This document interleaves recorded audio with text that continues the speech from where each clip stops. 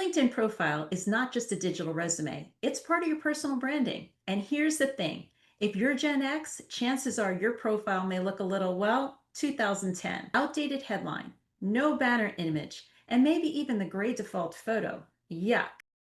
Welcome to Real Talk, where Gen Z meets Gen X. Hi, I'm Gen X, developer turned recruiter. I'm Gen Z, a project manager working on marketing projects. As part of our Gen X job search playlist, we're going to show you how to make your LinkedIn profile a job magnet so recruiters, hiring managers, and your professional network actually find you and wants to reach out to you. Christine, LinkedIn, so I'm going to say trendy in today's world.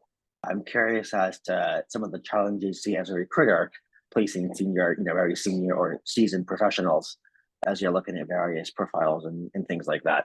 Nice way. So, Seasoned. Yes. Okay. I hear you. I know what you're saying. all in good spirits, all in good Yes, spirits. exactly. There's a lot of conversation going around about that has to be current, it has to be relevant, and it's a huge magnet for recruiters internally and external. So the first thing, Christine, your headline. What's your take on that? No, I agree. I mean, the headline is one of the first things that people are going to see and judge your profile on. So, in my opinion, it really should have like three parts. And the first is kind of like your role, industry, and any value add that you bring to the table. So, for instance, if you're a product manager, you might want to say something like product manager, SaaS platforms, transforming customer insights into scalable solutions. Remember, you have 220 characters, so you do have some space to kind of convey what you do. And that's good. So, Christine, in my research and conversations, I've heard and I've seen a lot of people, again, seasoned professionals who where self promotion was seen as bragging, or they're uncomfortable doing that anywhere, but especially on a digital platform. How do you kind of combat that? Well, LinkedIn is a huge professional network and you have to network. And part of that is personal branding and marketing yourself. So you have to feel, you are going to feel a little bit uncomfortable, but it's kind of necessary to do that. It's yeah, I think in today's world, if you're not, you're behind in many ways. Someone's going to skip your profile. Now, for Yeah. me as a recruiter, I personally like very clear headlines. Like, what do you do? What industry are you in? Some people get very clever and very cute, but if I have to spend more than a couple seconds trying to decipher what you do, I'm probably going to go on to the next profile. We're in this kind of very modern world, right? And you want to speak as to what you do and what you've done, but also not rely on maybe outdated corporate. Then how do you take that, Christine, and say, okay, and kind of make it your own flavor, staying professional and staying in line with who you are and what you're doing, and but still not being dry. Right. And so that's why you just, I mean, your role is your role and your industry is your industry. And then it's just a little bit about what value. And you don't want to just say deliver world-class service or, I mean, make it something specific and really just show how you help either a company or help your clients. That's excellent. So thank you for that. So we're new here. Don't forget to like, subscribe, and engage with our content. We want to have a place that is a warm place for our community and as you're job searching. So subscribe and like. Hello. So your LinkedIn profile picture and banner. Hot topics again. You don't want to have that outdated gray profile picture and No. gray or bicycle image background that LinkedIn provides. And it should be professional, right? It's LinkedIn is a professional channel, but it's also become social. So it's It not, it is a professional network. It's, yeah, this is where you're not, this is not like other social media platforms. This is where you're trying to look for a job or gain clients. So it has to be professional. That's very key. yeah. I mean, you don't want to have a picture of your husband or wife or your kids or your cat or whatever there. It needs to be clean. For your picture, it should be you. It can be a very simple background. You can take it with your phone, either a selfie or have someone take the picture. It doesn't have to be a professional taking this headshot. It's just really just showing you because it's all part of connections. I'm sending you a LinkedIn connection. So it's all about relationships and connections. So I kind of want to you want to see the other person. And what about AI? Have you seen any of the AI headshots? I have. I'm not a fan. I Never I'm not a mind. fan. I think it makes you look a little bit too fake.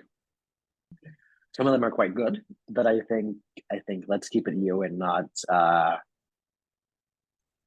change that too much. It's really funny because as recruiters, we deal a lot with fake profiles. And so sometimes I see a picture and it's like, I'm not sure. Is that a real person? Is that not a real person? Is it enhanced? And if it's fake and I have to think about it, like, is this fake or not? Again, I'm going to go on to the next profile. That's a good thing. I mean, yeah. So, Christine, also speaking of that, what kind of, you want to say somewhat professional, but at the same time, what do you recommend someone to wear? I would say business casual esque. Business casual, but I mean, I really do think it depends on your industry.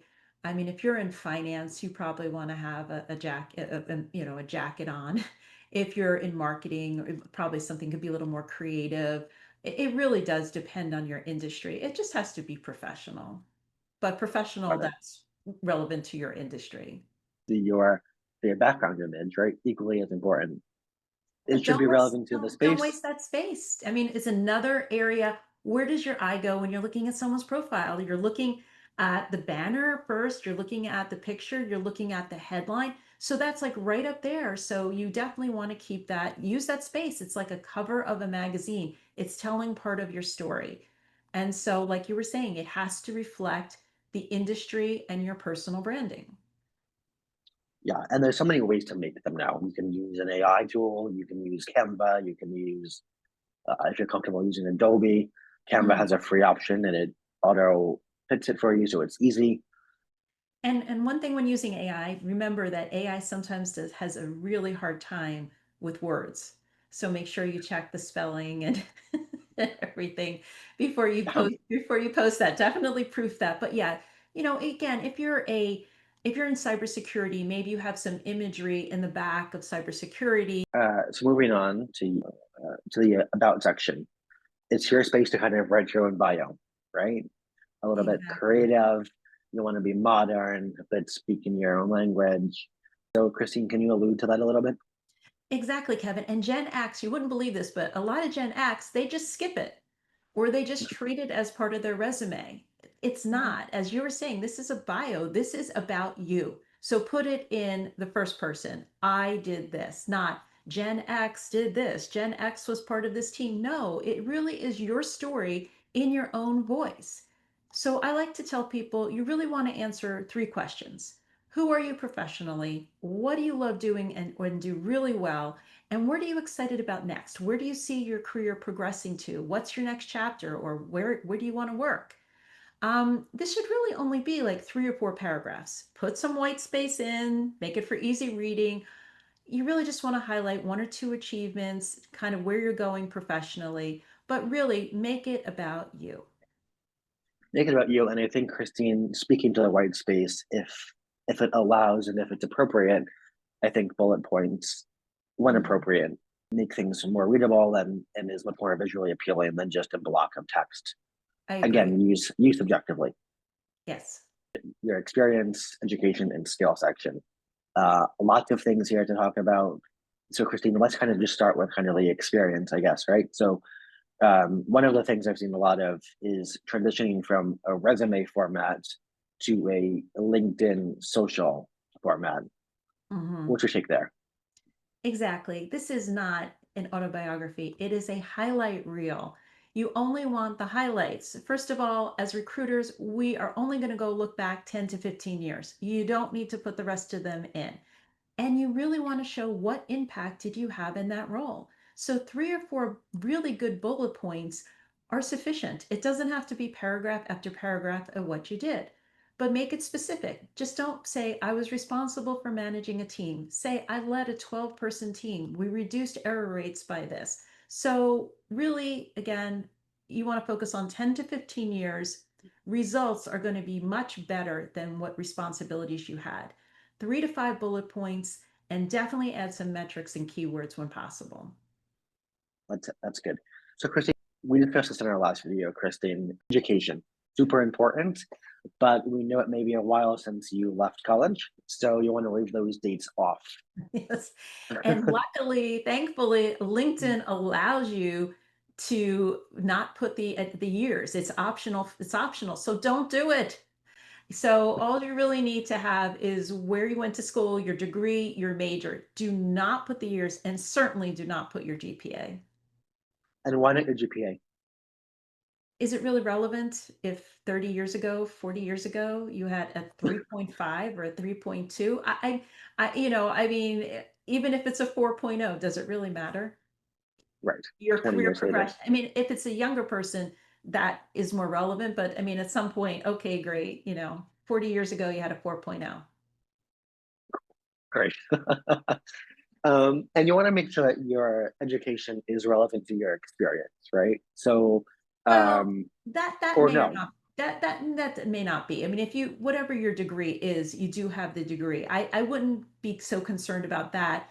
If your degree was in psychology, you've been a developer for 20, 30 years, that doesn't matter. I mean, you need to put that degree down because some companies do want people with degrees. So, regardless of what it is, you need to put the degree down relevant to what you've done or not.